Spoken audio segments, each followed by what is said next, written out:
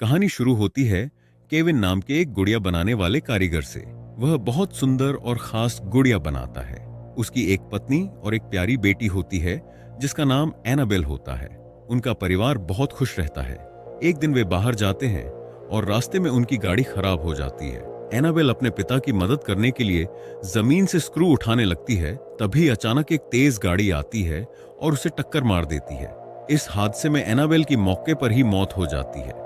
इस घटना से पूरा परिवार टूट जाता है। 12 साल बाद की बात है।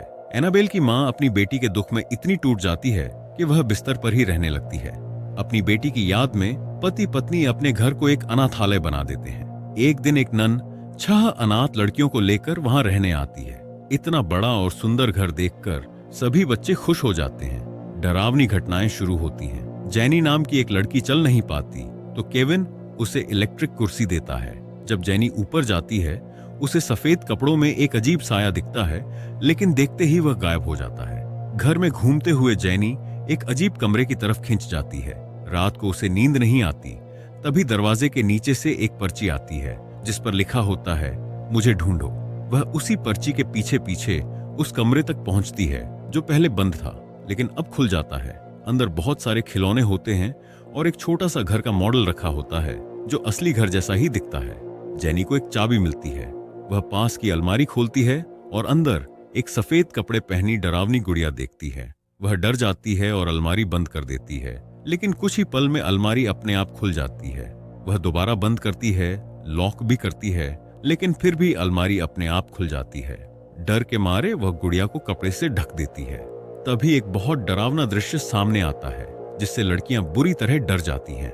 शोर सुनकर नन वहां आती है और पूछती है क्या हुआ। उन्हें लगता है कि किसी ने खिलौनों के साथ छेड़छाड़ की है, लेकिन असली डर अब शुरू होने वाला होता है। रात में पत्नी के बाहर आने और डराने की बात पर केविन भरोसा नहीं करता। उसे लगता है यह सब बेकार की बातें हैं, क्योंकि उसकी पत्नी कई सालों से बिस्तर पर ही है और चल भी नहीं सकती।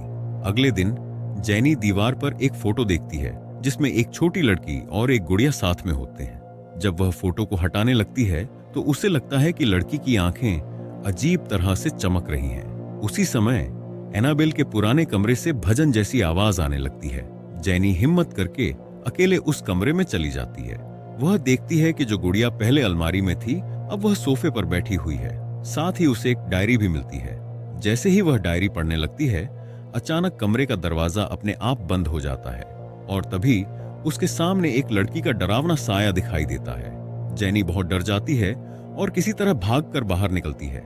वह अपनी इलेक्ट्रिक कुर्सी से नीचे जाने की कोशिश करती है, लेकिन तभी एक भयानक घटना होती है और वह बुरी तरह गिर जाती है। उसके शरीर पर गंभीर चोटें आती हैं, लेकिन वह किसी तरह बच जाती है। अगले दिन वह सारी बात नन को बताती है, लेकिन नन इन बातों को सच नहीं मानती और इसे वहम समझती है।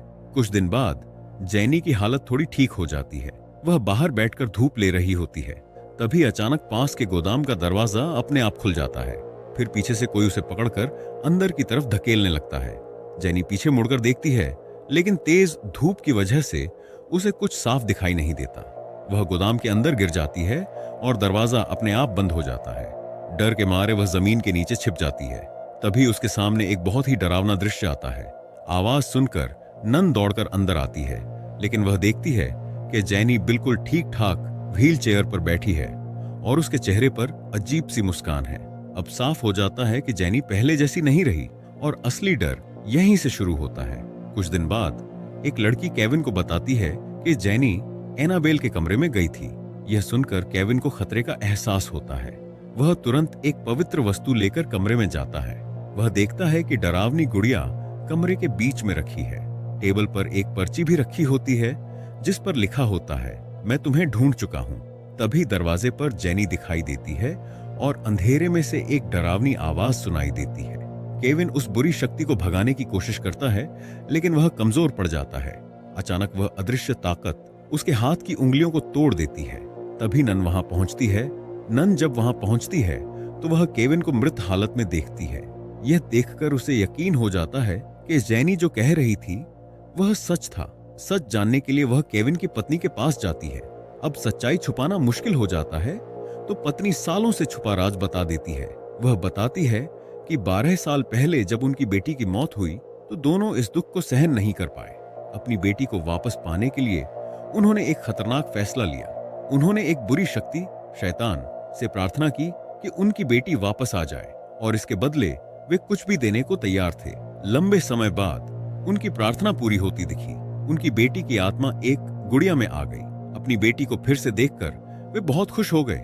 लेकिन कुछ ही समय बाद पत्नी को आईने में एक डरावना शैतान दिखता है। तब उसे एहसास होता है कि यह उसकी असली बेटी नहीं है। वह क्रॉस लेकर बेटी के कमरे में जाती है, लेकिन वहां एक बहुत ही डरावना दृश्य देखती है। जब केविन वहां पहुंचता है तब वे मिलकर उस बुरी शक्ति को रोकने की कोशिश करते हैं। आखिर में उस शापित गुड़िया को एक अलमारी में बंद कर दिया जाता है जिस पर पवित्र चीजें लगाई जाती हैं।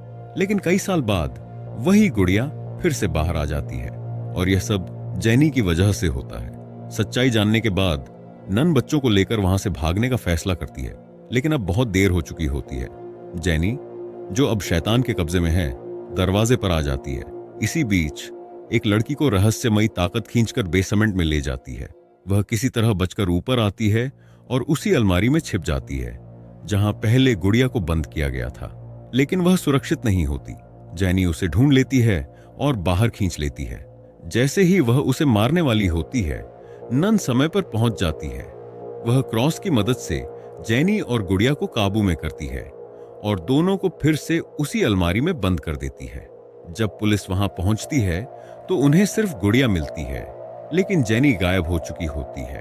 कुछ महीनों बाद एक बुजुर्ग दंपत्ति एक लड़की को गोद लेते हैं। वह लड़की कोई और नहीं बल्कि वही जेनी होती है। वे उसे बहुत प्यार करते हैं और उसे एक गुड़िया भी देते हैं, लेकिन उन्हें नहीं पता होता कि आगे चलकर वही लड़की उनकी मौत का कारण बनेगी। 12 साल बाद जेनी बड़ी हो चुकी होती है। एक रात जब दंपत्ति सो रहे होते हैं तो अचानक आवाज सुनकर पति उठता है। जेनी उस पर हमला कर देती है और उसे मार देती है। पत्नी की चीख सुनकर पास की लड़की जाग जाती है और यहीं से कहानी जुड़ती है पहली फिल्म से। इस तरह यह पूरी कहानी खत्म होती है